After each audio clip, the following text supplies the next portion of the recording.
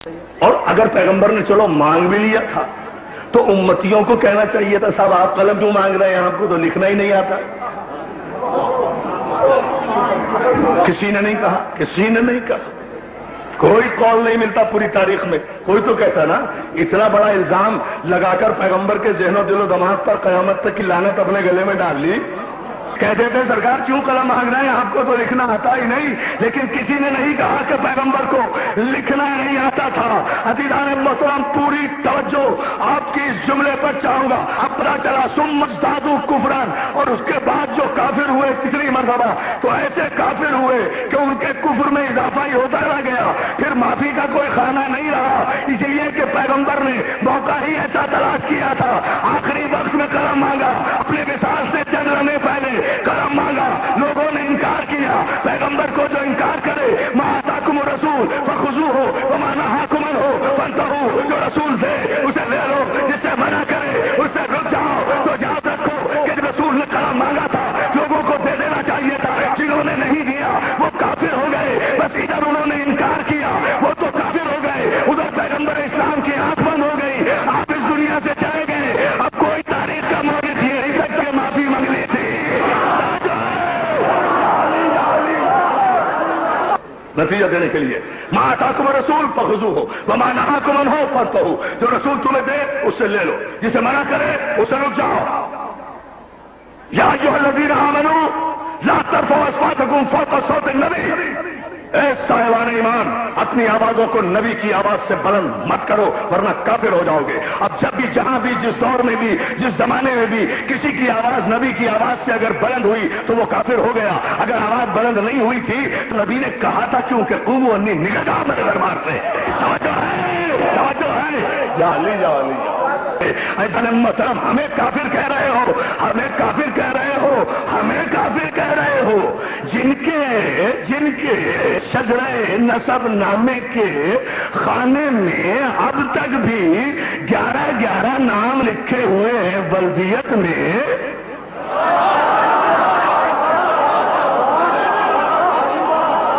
تو ہمیں کافر کہہ رہے ہیں۔ یاد رکھو یہ مولوی کی پرانی عادت ہے۔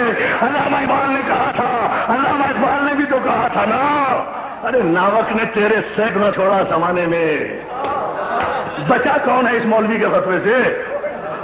ہاں علامہ اقبال نے یہی تو کہا تھا، ملا تنگ نظر نے مجھے کافر جانا، کافر یہ سمجھتا ہے مسلمان ہوں میں۔ اب کیا سن رہے ہیں وہی نہیں کر رہے جملے بنے جا رہا، کافر یہ سمجھتا ہے، کافر یہ سمجھتا ہے مسلمان ہوں میں۔ ارے آج 28 سفر ہے مسلمان بھائیوں، کیا خیال ہے میں رسول اللہ کے روزے پر رسول اللہ کی قبر پر جا کر بھی اگر سلام کروں تو کافر کہہ رہا ہوں؟ میں رسول کا سمجھ لینا چلا، میں رسول کے روزے پر بھی اگر جا کر رسول کے روزے پر جا کر رسول کے روزے پر کر اگر سلام کر لوں یا جالی چم لوں قبر رسول کی تو میں کافر کہہ رہا ہوں۔ تم کسی کافر کی قبر پر 17 اگست کو فجر مسجد میں جا کر جھنڈے لے رہا ہو، پھر بھی مسلمان کہہ رہا ہوں۔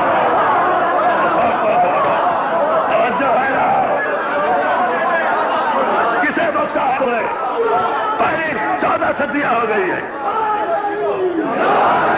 پہلی صدی ہجری کے 750 مولویوں نے مومن کے لیے کفر کا فتویٰ دیا، دوسری صدی ہجری کے لیے 950 مولویوں نے مسلمانوں کے لیے کفر کا فتویٰ دیا۔ ان 1400 صدیوں میں اب تک ہزاروں مولوی مومنوں کے لیے کفر کا فتویٰ دے چکے ہیں۔ تو سنت رسول کی خلاف ورزی تم کر رہے ہو یا ہم کر رہے ہیں؟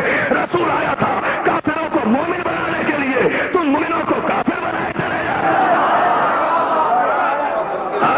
اسلام نہ کسی حجازی کے باپ کا دین ہے، نہ کسی نیازی کے باپ کا دین ہے۔ اسلام نہ کسی حجازی کے باپ کا دین ہے، نہ کسی نیازی کے باپ کا دین ہے۔ تجھے کس نے حق دے دیا کہ تو شرعی فتوے جاری کرے کہ فلاں کافر فلاں کافر فلاں کافر؟ تم تو خود نیازی صاحب ابھی تک شرعی طور پر نامکمل ہو۔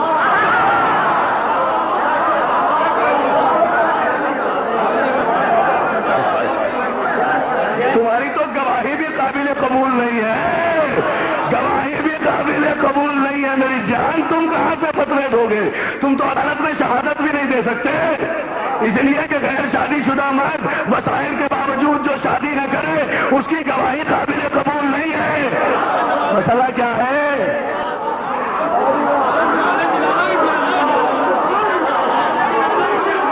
نہ جملہ دے رہا ہوں، نہ اس کی عدالت میں، اب جملہ تم سمجھ لو نا، نہ اس کی عدالت میں نیازی کی گواہی جائز ہے اور نہ غیر شادی شدہ کی نماز جنازہ جائز ہے۔ اور تم شریعت لاؤ گے، نعرہ حیدری۔ تم کہے کہ شریعت لا رہے ہو، پہلے اپنے آپ کو شرعی طور پر مکمل تو کرو۔ توجہ توجہ، درباری ملا سرکاری ملا، درباری اور سرکاری ملاؤں کو کس نے، سنو اعلان کر رہا ہوں موسی دروازے میں، یاد رکھو کسی کے کفر کے فتوے سے ہم نہیں ڈرتے۔ کسی کی حکومت ہو، کسی کا اقتدار ہو، کسی کی طاقت ہو، ہم قرآن کی شریعت کو تسلیم کرتے ہیں، ابو سفیان کی شریعت کا انکار کرتے ہیں۔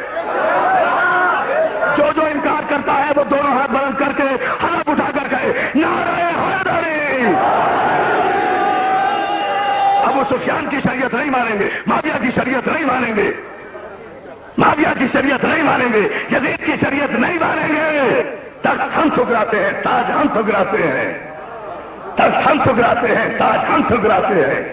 حسن مصطفیٰ کے ماننے والے ہم ہیں، صفت اکبر کے ماننے والے ہم ہیں۔ توجہ ہے نا جان محترم، مگر اس جملے پر ذرا سی اگر آپ توجہ کر لیں تو ایک تاریخی منزل میں دوستوں مسئلہ کیا ہے؟ مسئلہ نہ کوئی کفر کا ہے نہ ایمان کا ہے، بات اتنی ہے کہ جتنے چھوٹے چھوٹے بت خانے کعبہ میں تھے وہ سارے رسول اللہ نے اپنے دستے مبارک سے توڑے تھے۔